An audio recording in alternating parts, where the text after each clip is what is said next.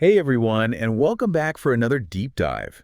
Today we're really going deep, exploring Samatha and Vipassana. Two qualities of mind that are, well, really central to a lot of Buddhist traditions. So let's get started with some basics. What exactly do Samatha and Vipassana even mean? Okay, so samatha, literally it means tranquility. Okay. And vipassana means, you could say special seeing Special C. or insight. Okay. And I do want to say up front, these aren't always distinct practices, Mm, especially in early Buddhist texts. okay. They're often kind of interwoven as part of a single path. So we're not talking about two completely separate things then, Not necessarily. Think of them as complementary. qualities that work together, Gotcha. like two sides of the same coin. Yeah. And at the heart of this path, this unified path, you find jhana, also known as jhana. Jhana. Yeah. And this is a meditative practice Okay. that cultivates both mindfulness and equanimity. Yeah. And those are both essential for developing both samatha and vipassana. Jhana. This is taking us back to the very origins of Buddhist meditation, isn't it? It really is.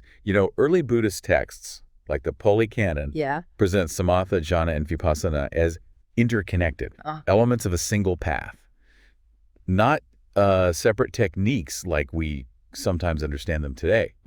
That's interesting. And there's actually a really beautiful analogy Oh. in the Kimsuka Tree Sutta Okay. to illustrate this. I'm listening. It describes serenity and insight as messengers, Okay. working together to deliver the message of nibbana, Okay. the ultimate goal of liberation. I like that. Serenity and insight working in harmony to lead you to a state of freedom. But how did these practices evolve over time? Because, we see so many different interpretations in Buddhism today. When did they start to be seen as distinct practices? That's a great question. And it takes us to the evolution of Buddhist thought, really. Yeah. Later Buddhist texts, like the Abhidhamma Pitaka, Okay. began to draw a clearer distinction Okay. between samatha as concentration meditation Okay. and vipassana as insight practice. So a shift happened. Yeah, Instead of this unified approach, they started to be seen as separate techniques. precisely. And this separation gained even further traction with the Visuddhimagga, Okay. which is a very influential text Uh-huh. within the Theravada tradition. Right. And even today, teachers like Gunaratana, they debate about the accuracy of this separation. Hold on, Theravada. So different schools of Buddhism actually view these practices differently. Wow, that adds another layer of complexity, doesn't it? It really does. Okay, I'm all ears. Let's start with the Theravada tradition. How do they approach samatha and vipassana? Okay, so the modern Theravada tradition strongly emphasizes vipassana, Insight. as the primary path to liberation. And specifically, it focuses on gaining insight into anicca, Okay. the impermanent nature of all things. Okay. And this understanding is seen as the key to breaking free from dukkha, or suffering. So in Theravada, vipassana takes center stage. In a lot of ways, yes. And this emphasis was amplified by the Vipassana movement that emerged in the 20th century. Okay. This movement really simplified and popularized Vipassana techniques, made them very accessible, especially in the West. Yeah, you see Vipassana retreats and meditation centers popping up everywhere these days. Exactly. It's become very mainstream. Yeah. And that's a direct result of this Vipassana movement. And one of their core practices is anapanasati, which is mindfulness of breathing. Focusing on the breath.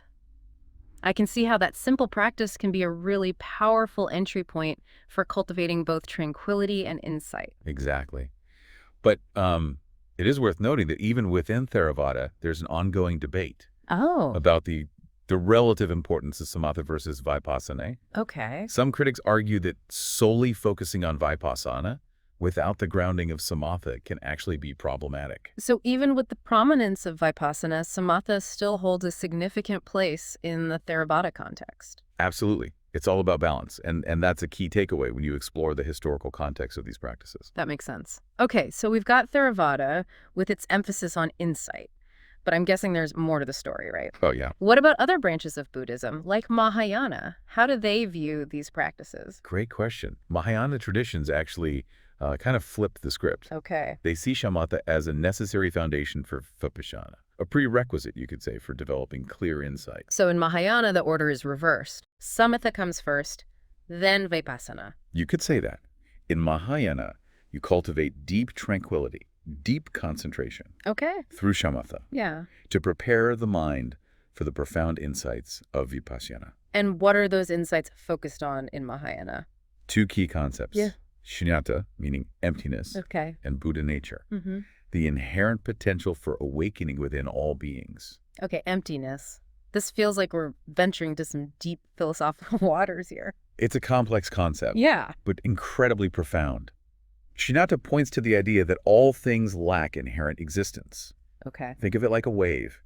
It appears as a distinct form, but it's inseparable from the ocean. Everything is interconnected and interdependent, like a vast web of relationships. So instead of seeing things as solid and separate, Mahayana encourages us to see the interconnectedness of it all. Is that where Vipassana comes in? Exactly. Vipassana, fueled by the stability of shamatha, becomes the lens through which you directly perceive this emptiness, this interconnectedness. Imagine seeing through the illusion of separateness and recognizing the fundamental unity of all things. That's a powerful image. It sounds like Vipassana offers this window into the very nature of reality, at least as understood in Mahayana. Precisely. And this idea of direct seeing, of piercing through surface appearances, is also central to Chan, or Zen Buddhism, another Mahayana tradition.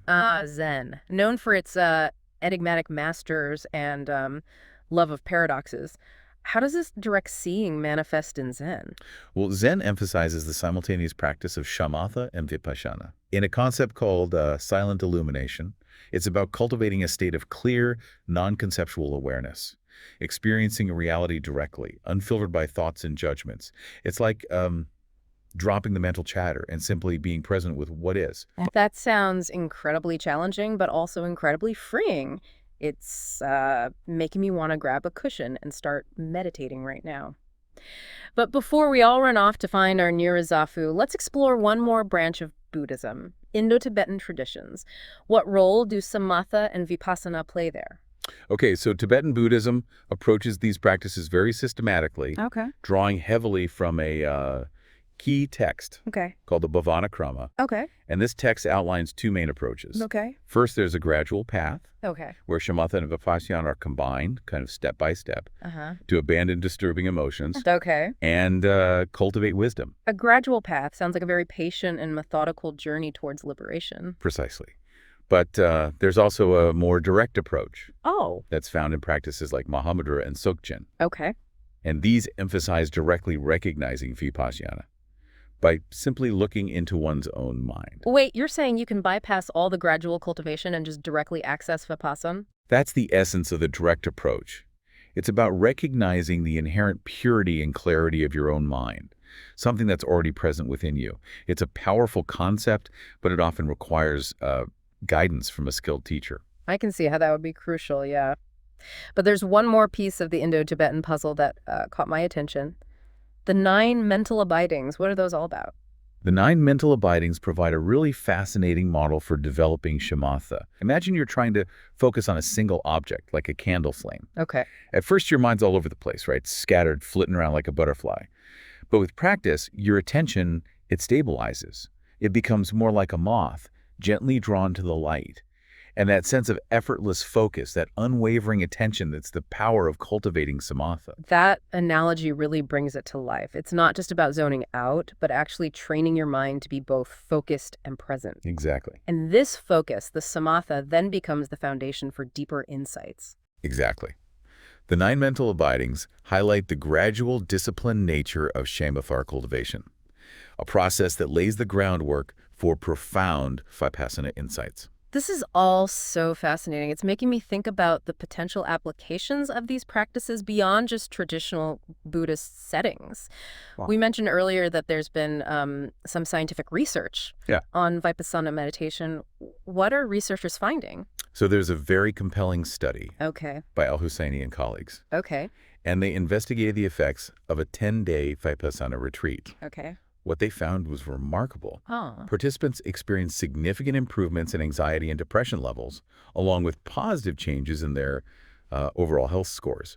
And the control group, who didn't do the retreat, they didn't show these changes. Wow. So even a short burst of intensive Vipassana practice can have a measurable impact on well-being. That's pretty incredible. It is. Of course, the study has some limitations, like the small sample size and reliance on self-reporting. But it does point to promising avenues for future research. suggesting that these ancient practices can have real benefits in the modern world. I'm definitely excited to see where this research leads. Okay, so much to unpack here. Yeah. Let's recap what we've covered so far in our deep dive into Samatha and Vipassana. All right. So we started by defining these two qualities of mind, emphasizing that they're not always distinct practices. Especially in early Buddhism, they're presented as complementary aspects of a single path. And we saw how that unified path evolved over time, leading to various interpretations and practices across different Buddhist traditions. Right. We explored Theravada with its focus on Vipassana and the popular Vipassana movement. Yeah. Then we delved into Mahayana, which sees shamatha as a foundation for Vipassana, leading to insights into emptiness and Buddha nature. And we even touched upon that intriguing world of Zen, where Shama and Vipassana are cultivated together through silent illumination. Yeah. Finally, we explored Indo-Tibetan traditions, discovering both gradual and direct approaches to these practices. Plus, we uncovered that fascinating 9-stage model of the mental abidings. Right. What an incredible journey through the diverse world of Buddhist meditation. But before we wrap up part 1, I have to ask. All these traditions emphasize formal meditation practice. Right. But what about those of us who can't spend hours on a cushion each day? Can these qualities of mind, samatha and vipassana, be cultivated in daily life beyond formal meditation? That's a fantastic question, and one we should definitely explore further. Okay, I can't wait to hear your thoughts on that. But for now, let's pause here and let everything we've discussed sink in. Listeners, take a moment to reflect. What stood out to you? Yeah. Which perspectives resonated most? What new insights or questions came up? Hold those thoughts and join us for part 2, where we'll continue exploring samatha and vipassana and their relevance in the modern world. So as we continue our exploration of samatha and vipassana, Yeah. you'll start to see how these practices go beyond simply calming the mind. Okay. They offer a path to understanding the very nature of reality, a path that has been, interpreted and adapted throughout Buddhist history, Right. leading to all the diverse traditions we see today. It's amazing to see how these practices have resonated across cultures and time periods. It is. Speaking of different perspectives, Yeah. you mentioned earlier that even within the Theravada tradition, there's a debate about the relative importance of samatha versus vipassana. That's right. Yeah. With the rise of the Vipassana movement Uh-huh. and its focus on insight, Yeah. some people wonder if samatha is still relevant. Really? It's almost like there's this tension between tranquility and insight. So is it a kind of tug of war? Mm. Do we have to choose between cultivating a calm mind and developing deep insight? Not necessarily. Okay. Think of it more as a dynamic interplay, a dance between these two qualities. Good, okay. And this tension, it's not a bad thing. It reflects how these practices are constantly evolving and refining themselves. That's a good point. You might even find yourself drawn to different aspects of the practice at different times in your life. That makes sense. Yeah. I'm starting to see a pattern here. Yeah. Throughout Buddhist history, there's this dynamic between samatha and vipassana. Yeah. This dance between cultivating a calm, focused mind and penetrating the nature of reality. Right. But how do we actually find that balance in our own practice? How do we cultivate both tranquility and insight? Well, there's no one-size-fits-all answer. Right. Finding that balance depends on your individual needs and preferences, Okay. as well as the specific tradition or lineage you're practicing within. Right. Some people might find that they naturally gravitate towards samatha practices, Okay. while others might be more drawn to vipassana. It's all about experimentation and exploration. So you're saying it's okay to explore and see what resonates? Absolutely. Okay. And if you're just starting out, Yeah. the guidance of an experienced teacher can be invaluable. Oh, yeah, for sure. They can help you find practices that suit your temperament and goals. Having a teacher to guide you through the process seems like a great idea, Yeah, especially for beginners. it can be really helpful. But for those who are just starting to dip their toes into this world, Yeah. what advice would you offer? Where should they even begin? I always recommend starting with the basics, Okay. with foundational practices that cultivate both samatha and vipassana in a balanced way. Could you give us some examples of those foundational practices? Sure. A great place to start is with mindfulness of breathing, Okay. or anapanasati. Okay.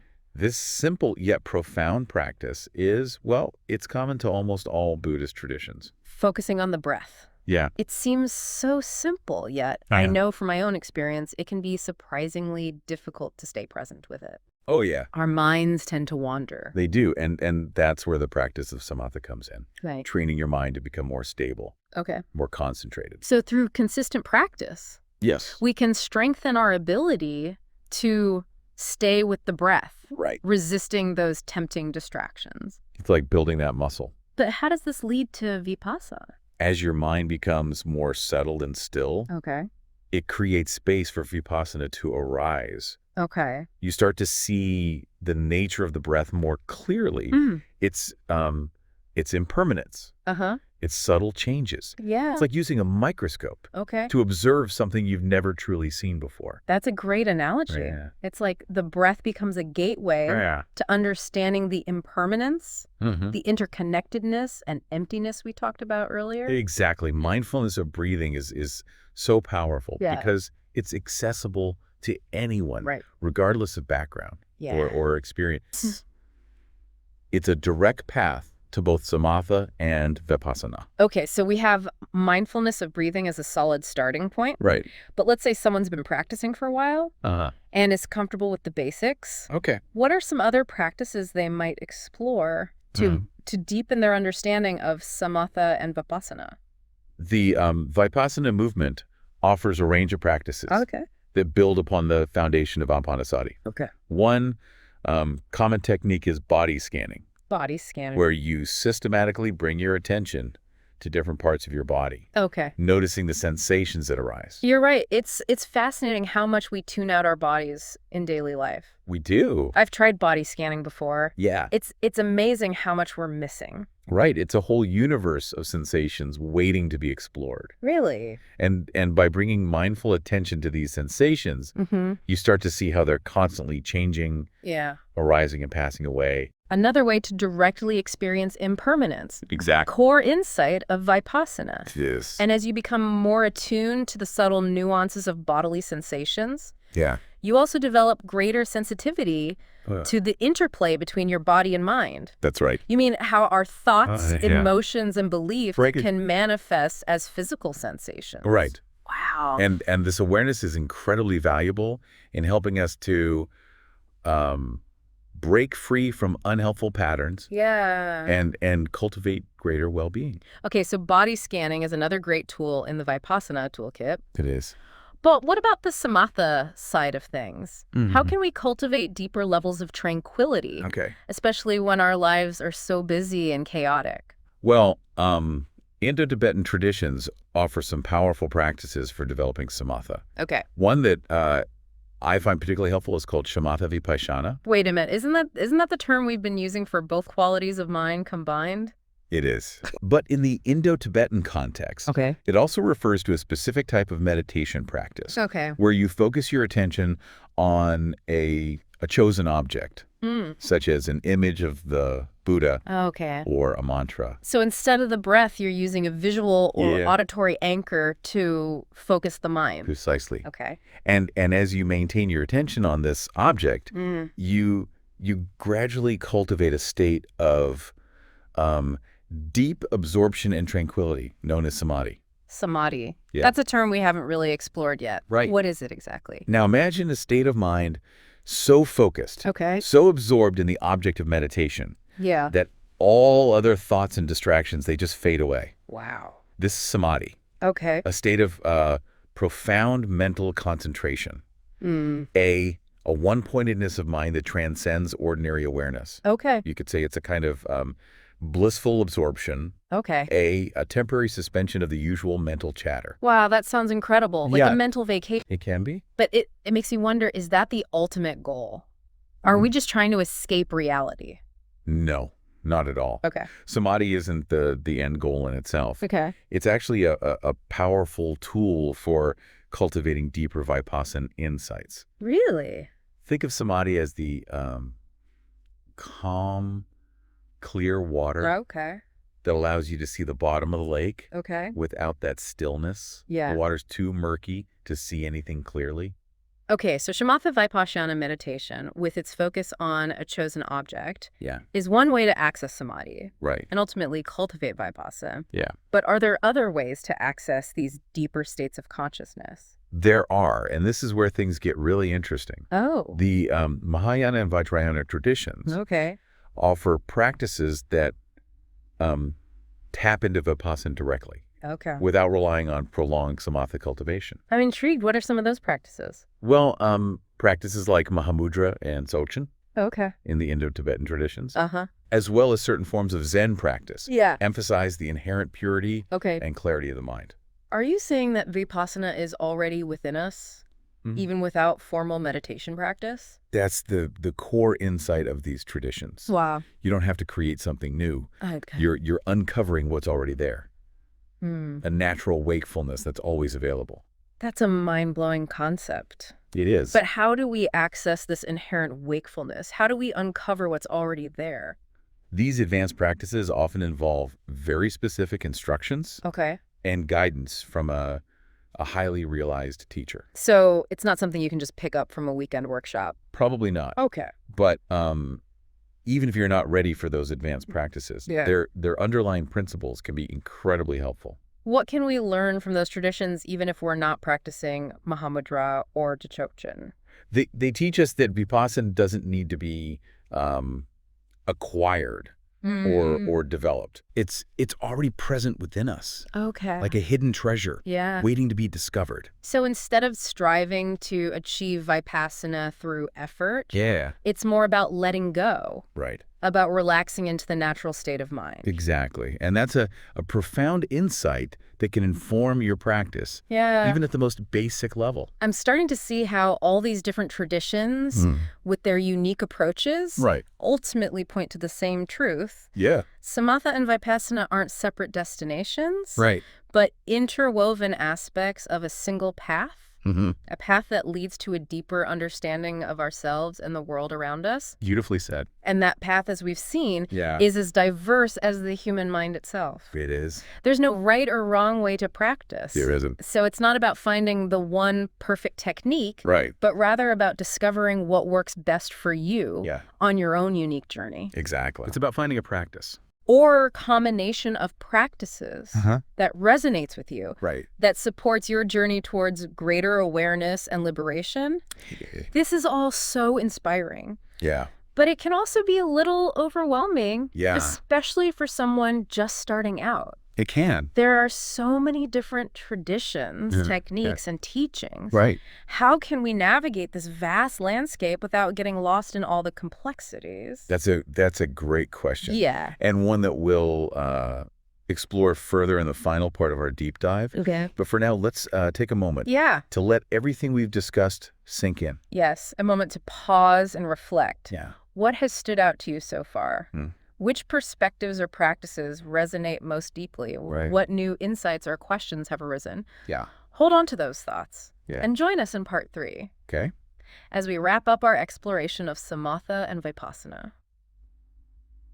Welcome back to our deep dive into Samatha and Vipassana. It's been quite a journey. It has. We've covered so much ground already. We have. From the historical origins of these practices to modern scientific research. Yeah. And I'm feeling incredibly inspired by their potential for cultivating peace, clarity, and well-being. Absolutely. But I'll admit, it can feel a little daunting to navigate this vast landscape of Buddhist traditions and teachings. It's like stepping into a new world It is. with its own language and customs. Right. It's natural to feel a bit overwhelmed. Exactly. Yeah. So for those of us who might be feeling a bit lost in this sea of information, Yeah. what advice would you offer? How do we find our footing without getting bogged down by all the complexities? I would say start with what resonates most deeply within you. Okay. Don't feel pressured to understand everything all at once. Right. Remember, Buddhism is a path of exploration and discovery. Yeah. It's not about memorizing doctrines or perfectly mastering techniques. It's about cultivating a direct experience of reality, a way of seeing the world that's rooted in wisdom and compassion. So instead of getting lost in the intellectual maze, Yeah, we should focus on experiencing these practices firsthand. precisely. Oh. Find a practice that you enjoy, that feels right for you. Maybe it's mindfulness of breathing, Yeah. body scanning, walking meditation, Yeah. loving kindness practice, or something else entirely. Yeah. It's a bit like trying on different hats Oh. to see which one fits best. I love that analogy. Yeah. So as we experiment with different practices, Yeah. what should we be paying attention to? Notice how they make you feel. Okay. What subtle shifts Yeah. do you observe in your mind and body? What new insights or questions arise?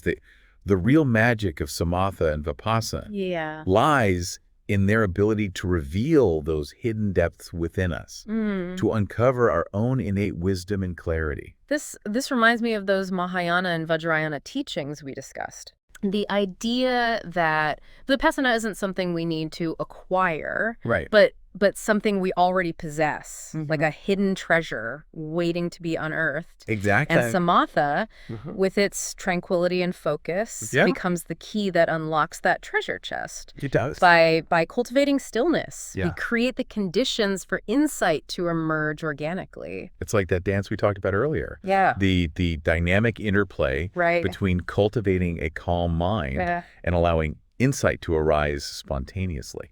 And it seems there are so many ways to approach this dance. Absolutely. And the best way is the one that works for you.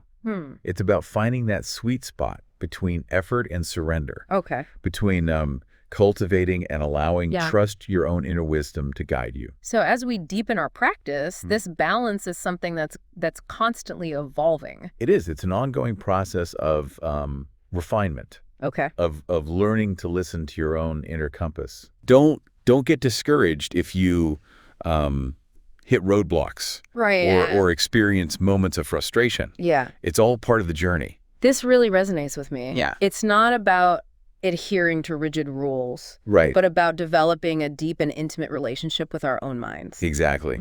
And just like any relationship, Yeah. it takes time, patience, and a willingness to be present, Yeah. even when things are messy or confusing. So there's no need to rush or force things. Right. We can embrace the journey, Yeah. knowing that there will be ups and downs, Yeah. moments of clarity, Right. and moments of confusion. That's the essence of Samatha and Vipassana, a journey of self-discovery, Okay. a path that leads us back to our true nature, Yeah. to that inherent peace, wisdom, and compassion that resides within us all. That's a beautiful way to frame it. Yeah. As we wrap up our deep dive into these transformative practices, Yeah. I want to leave our listeners with one final thought.